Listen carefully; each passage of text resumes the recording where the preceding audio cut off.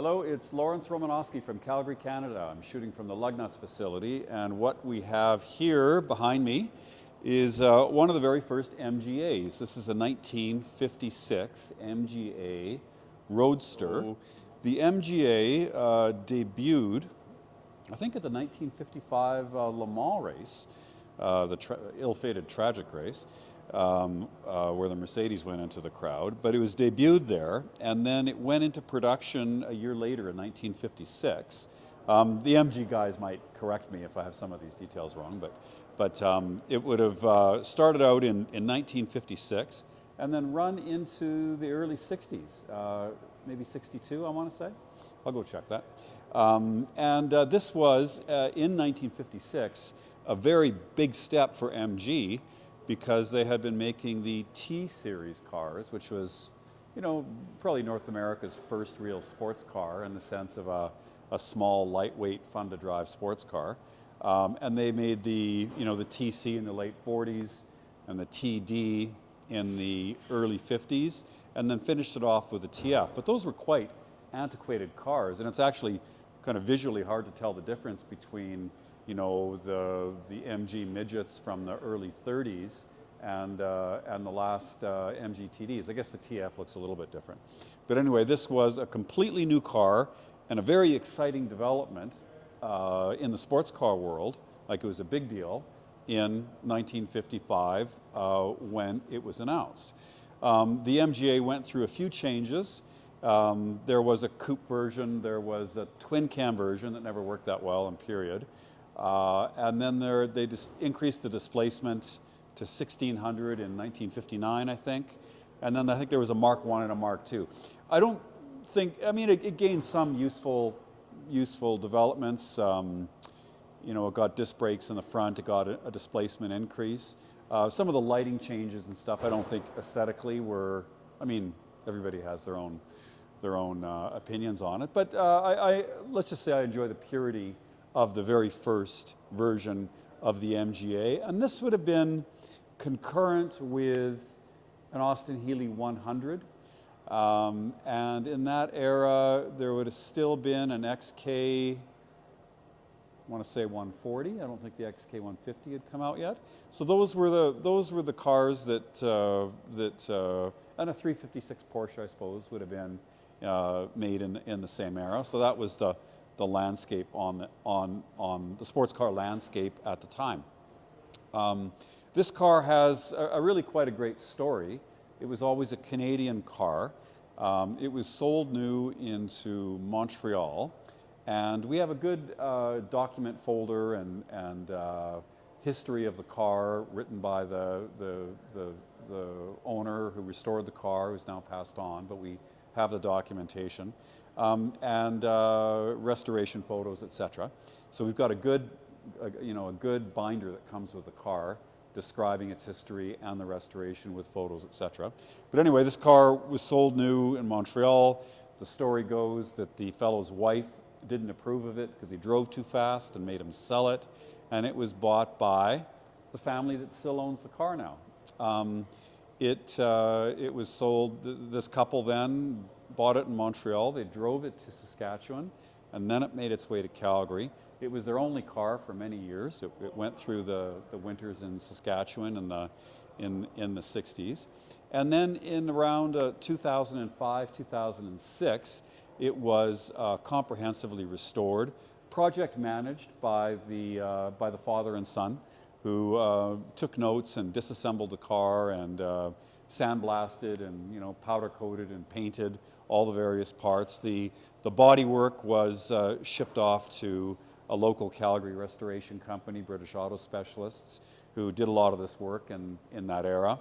And then it was finished in '06, and it basically wasn't driven since then.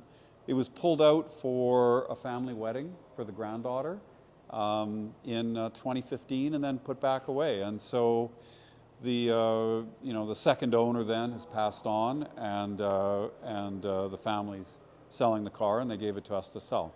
So the car has a wonderful story. It's now, again, freshly restored, but restored 15 years ago, and now ready for its next custodian. It remains largely in perfect as restored condition. You know, it's got a couple marks on it from sitting around for 15 years, but overall it basically is a newly restored car. So I would characterize this as an excellent club level restoration. I mean, it's not a cost no object concours 100-point car, but it's not far off either. I mean, I don't know what the number is, but you know, let's just pick a 95 or something like that. With really close examination, you know, you can see that, you know, a lot of the original parts were used, and you know, you get maybe some light scratching on pieces of the chrome. You might find some light pitting on some of the chrome pieces. You know, the door gaps and panel fit is generally excellent. You know, the bottom edge of the door, which is always a really tough thing to get right. If you're doing any rust repair at all, you know, is a little bit off, but not bad. The quality of the fabric for the top and the interior materials and the carpet and so on is excellent. And it's actually really quite hard to fault the car walking around it. I mean, if you wanted to bring it to the next level, you could get, you know, period Pirelli CN36 tires. You know, I don't think you'd want to replace any of the chrome because it's original. These are original pieces to the car, and an original piece with a little bit of pitting is better than a new reproduction piece that's cheap. Okay, so when you're buying new parts to restore an MG, you know, all the NOS parts are long since gone, and you're at the mercy of the supplier, whoever is supplying reproduction parts. And even if you go through Moss or one of the better names in parts supply, you know, they have, you know, they're going to get the best parts available, but in many cases those parts aren't very good. So getting an original car with the original pieces, I would say, is very much preferable than to just going in the catalog and getting a whole bunch of reproduction pieces. And because this was done so long ago, and it reused, you know, from what I can tell anyway, just about all the original pieces in the car, there is very little in the way of reproductions, and nothing I can see that's a cheap reproduction. Okay. Okay. But let's just go around the car here, and we'll just start by, you know, by chrome and glass and so on. And you know, the chrome is generally excellent. The lights, we have Lucas lights. They're not just no-name lights. And it looks like all the light lenses are new. The chrome looks excellent. The bumper looks excellent. Again, there's minor scratching and buffing marks kind of throughout, you know, commensurate with the age. You know, these aren't, I don't believe these are new pieces, but we can see the welting, I think that's what you call it. You know, the trim around is neatly placed and so on. And all of the trim is present. And again, I can't see anything really that I'd consider a flaw in any of the trim, any of the lights, and or the chrome. As long as you accept that these are original pieces. So we have the wire wheels. I imagine those are reproduction Dayton wheels, and the car would have come standard with steel wheels. The wires were an option, and I don't think chrome wheels would have been fitted in period. But these are, you know, I'm sure these are a new manufacture and stronger wheels than what it would have had when it was new. Okay, so we see a little bit of pitting on the hood air inlet. We see the original type of wiper blades, and the rubber is still supple. And we see, of course, new rubber on the base of the windscreen, and again, just some light scratching on the windscreen frame. Okay. with the doors. The door fit is excellent. We can see if you get a really cheap restoration, people will just bondo these lines shut. So, we can see the proper gaps for the sill, and again the proper fasteners and washers. This bottom edge of the door sticks out a little bit proud, but it's not too bad. Going through the back of the car, we see the lights, which I'm sure are new, or were new when it was restored, the proper welting around the lights. Again, light pitting and scratching on the bumpers, a new exhaust. The chrome trim on the license plate and the lamp looks good. And again, that looks like the original badge to me because I can see a little bit of pitting there. Light scratches on the bumper, the correct fuel filter lid, and the rear light is not cracked. We have the correct fasteners for the tonneau cover, and we don't have any, it's not scraped up on the rear from the soft top. And again, the gaps on the passenger door are consistent, and we have the same little bit of sits a little bit proud on this edge, as they do with most British cars. For whatever reason, that's just really tough to get rid of. Okay. We have, again, the original air inlet on the other side with the same sort of uniform light pitting. And that's it for glass and trim. I guess there's not too much on an MGA. For the paintwork, it's generally done to I would say a very high standard. Very close examination. You can see the odd place where there's some flaws underneath the paint. You can see the odd place where there's a little bit of prep work. There's no orange peel in it. There's some scratches on the top of this wing slightly, and a little bit of a blemish on the top of this fender. The gaps for the hood, or for the bonnet, are nice. You can see a little bit of sanding marks where the filler has, or the primer has shrunk a little bit, so a little bit of prep work in there if it's in the light. But otherwise, from 3 feet away, it looks like a freshly restored car. Okay. So I would say it's hard to reasonably fault it, considering that it's a club level restoration, is what I'd call it. Again, very close examination, in the light, when everything's perfectly clean. Looking at it, you can see the odd mark from 15 years of storage. You can see the odd place where there's a little bit of prep work. But that's about it. I mean, from 3 feet away, it looks perfect, basically. So now we've got the weather equipment, as they say, on the MGA. And of course, there's no exterior door handles on the car, so you have this flap, and then you can reach inside and grab the cord, and open the door. So that's all quite amusing. But we can see that it's brand new material, and of course, this car's only seen fair weather driving since its restoration. And so this basically has just always been in the boot.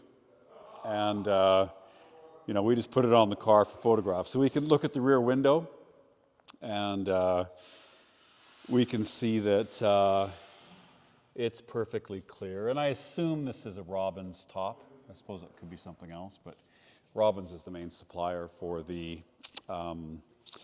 convertible tops on these old British cars. And it is a canvas top, or a cloth top. There's vinyl tops as well. The canvas is more money. So this is the higher end soft top on the car, and it is in new condition. So inside the car, we have instruments that look fresh. We have all the gauges work, and the switchgear works. We've got a nice original wheel with just a little bit of patina. We've got clear gauges with nice chrome bezels, and the knobs all are correct and correctly labeled. And you know, the nice MG badge and nicely painted dash and so on. So everything is correct, and there's no missing pieces. And we have a vinyl seat covers in good shape with good foam. And I can't get under the floorboards that easy, but it all looks like it was done to a high standard. The door cards are nice, and there's really not much to fault. It's a fairly simple car, of course. There's not much to it, but I don't see anything inside the car that I would call a flaw. It all looks like it was carefully assembled. The trim is done well. The carpets are done well, and again, it's you know 15 or 20 years old, but it all still looks it looks fresh. Okay. Doors shut nicely. In the trunk area, we see the spare tire, and then also the side curtains. We have some photographs of the car with all the weather equipment on it. Okay, so now we can have a look at the engine bay of the 1956 MGA. So let's start out with the data plate here, which shows the car number of 16006 and the engine number of 6220. We also have the engine number down here at 6220. Okay, so looking at the engine compartment, it all looks very correct. I'm not an MGA expert, but it all looks pretty correct to me. Some of the telltale signs are these original Jubilee clamps, the correct color for the engine block and head.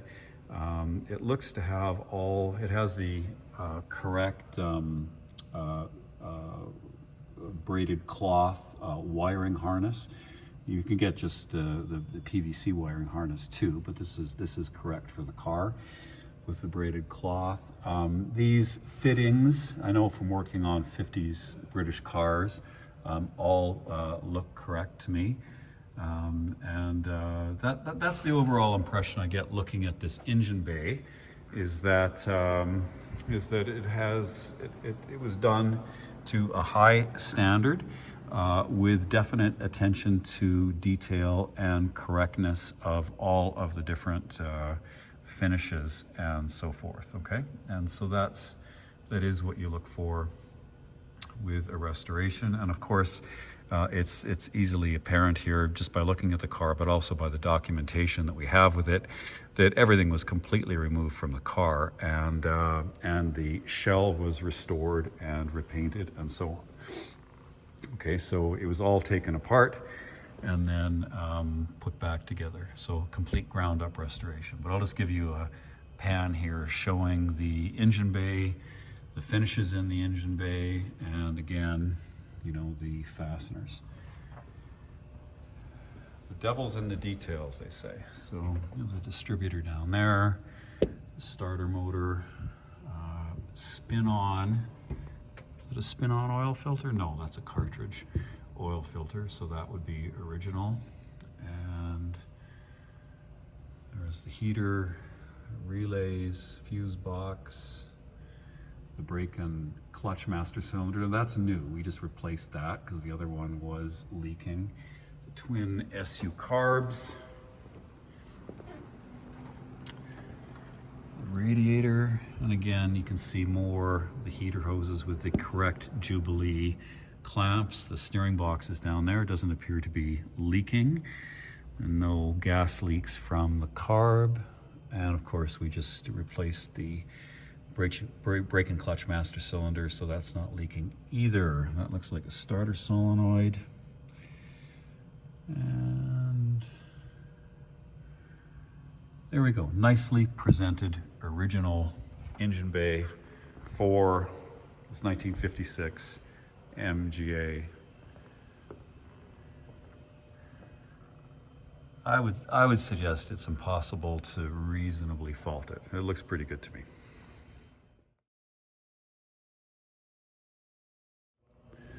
Okay, so we have the MGA up in the air, and I can take a video of the undercarriage, which basically shows this car as in, you know, just restored condition. But I'll turn this camera around and we can do a slow pan of all of the powertrain, suspension, floor pan components, etc.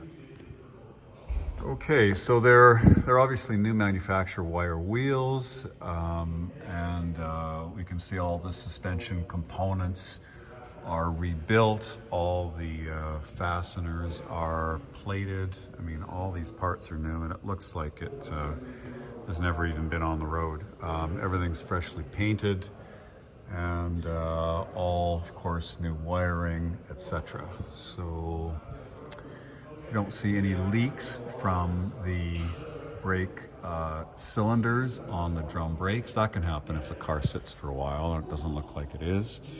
And I don't see any damage or dents or poor repair from any of the chassis members. We can see the main chassis rails that swing out and allow a lower seating position in the car. And I mean, we see, you know, a little bit of denting on this tubular cross piece, but on the longitudinal rails, they look very straight. No evidence of accident repair, and no damage. It doesn't look like they were ever rusty either. Okay, so you can see the dual horns, and if we get in here and look at the underside, it all looks nice. There's no evidence that it was, you know, I mean, sometimes you look underneath a car like this and you can see that it's been kind of cobbled together in, you know, many different pieces, lots of patches and stuff, and I just don't see that with this car. I don't know why the inner front wings aren't painted. Maybe they were like that from the factory, I don't know, but that, I suppose, could be an easy fix if somebody wanted to do that. Let's look up there. You know, there's no evidence of corrosion in the sills, and we can see that from the restoration binder that, you know, all this was, you know, the rear wings were removed, front wings were removed, and all those areas were addressed, and we can see that in the metal. So floorboards are wooden in this car, and you know, obviously that's new, presumably marine grade plywood. I don't see any leaks from the, you know, it's an old British car, so I'm sure it does leak somewhere, but I don't see any obvious leaks from the engine or gearbox or the rear differential. Okay, so you can look at the, it looks like this would have had twin 6-volt batteries at one point, and these would be the brackets for the batteries, and it has a single 12-volt battery now that doesn't fit in the smaller space very well, and so it's kind of just sort of set in place there. So that is, I'm not sure what I'd do about that, if anything, but it doesn't have the twin 6-volt batteries anymore. We can see the rear trunk floor, differential, fuel tank, a little bit of denting on the forward edge of the fuel tank. Muffler is new, and it is correctly bracketed and routed, etc. And again, in the inner wings, they aren't painted either. We can see a little bit of a repair down there. It looks like new lights would have been, at some point the car might have had non-standard lights, I'm guessing. Don't know for sure. But again, there's no rust or corrosion. All the fasteners are new, the wiring harness is new. It's a complete ground up restoration on this car. And it looks well, as you'd expect it to look after it's been completely taken apart and redone. I'll give you a slow pan now.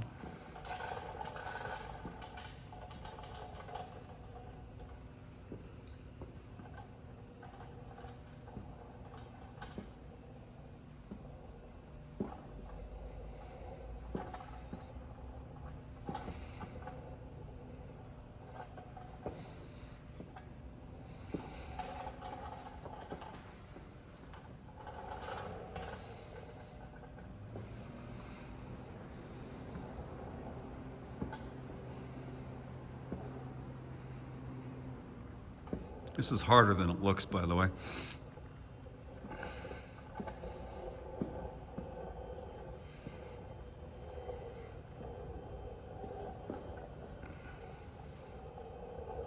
All right, so there you have it, the undercarriage of the 1956 MGA.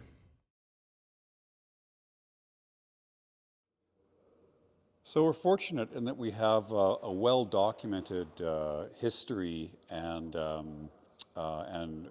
documentation for the restoration on this car that includes the MGA repair manual and a restoration guide, and critically, the metalwork that was done on this car when it was restored in around 2000.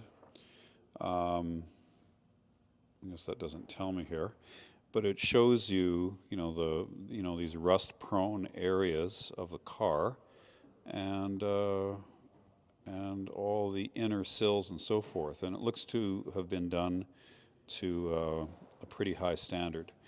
Rear wings were taken off, and the metal was repaired underneath. Those are just duplicates, I guess. Okay, so that is nice to see. And we can see the state of the disassembly of the car, which was taken, right down to the body shell. We have some more photographs because about 15 years later, after it was restored, the car was brought out of storage and then used for the granddaughter's wedding. And that shot is the Lougheed House in Calgary with the Ranchman's Club in the background. We also have this history of it. So it was purchased new by a German guy in Montreal, and the story goes his wife wanted him to sell the car because he was going too fast in it, and he sold it to the husband of the current owner of the couple in 1966. And they drove the car back, I think, from Montreal to Saskatoon. And it was their only car. So this couple had the car, and it went from Montreal to Saskatoon to Calgary. And then, actually, it was restored in 2005, 2006. And in 2015, it was used for the wedding. And then it was restored in Calgary by British, it was a combination actually. British auto specialists did the body, and the father and son actually did a large part of the disassembly and the plating and so on. And we have a lot of bills for different parts for the car, and also big stacks of bills for all of the bead blasting and so forth, plating and so forth that goes into the car. So then it looks like the father and son took the car apart, and they cleaned up all the metal pieces, did the disassembly and assembly, I believe, farmed out the stuff they couldn't do to British auto specialists, and then the car was looks like it was well restored in 2005, 2006, and it really hasn't gone anywhere since, except for that one wedding. So again, we do have a lot of original documentation. You can see the notes by the father and son who documented how everything went apart, and they took photographs of all the linkages and all the parts that came out. So that's what you want to see when you look at a car restoration. One, to really look at the condition before they started, to see what kind of condition it was in, and then of course the level of quality of the restoration and metalwork and so forth that goes into the car. So this one actually doesn't look like it was ever rusted too badly. It just had a couple trouble spots, and it looks like it was carefully disassembled, and it's a good father-son project. This doesn't look too bad. So anyway, so we have all this documentation with the entire story of the car from new, along with the invoices and the repair manuals and restoration guides, period photographs, etc., that all tell the story of this family heirloom, I suppose you call it. Yeah, so I also dug up the original road test of the MGA, and this is from Road and Track in 1955, and I'll put this at the end of the video.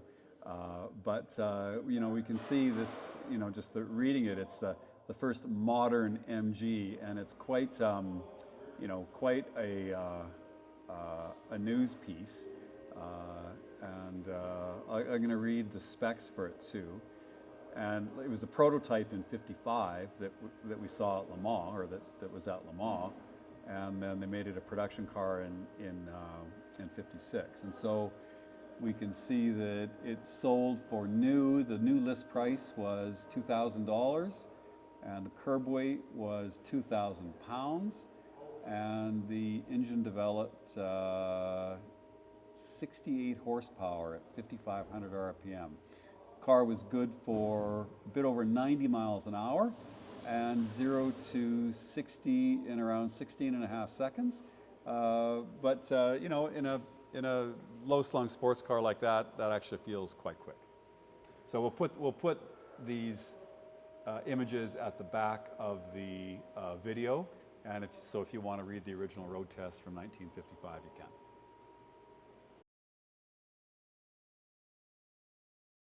Okay, so in closing, we have a very significant British sports car, the first modern MG coming out in 1955. The first, the only time an MG would have been called modern before that would have been like 1920. So a significant car for MG. It was very popular. They made a lot of them. It was an important part of the sports car scene in North America. We have a great story with this car, having always been a Canadian car, and most of its life being owned by one couple who had a great sentimental attachment to it, a father and son who restored it with some professional help, and then it came out again for the daughter's wedding 15 years after it was restored.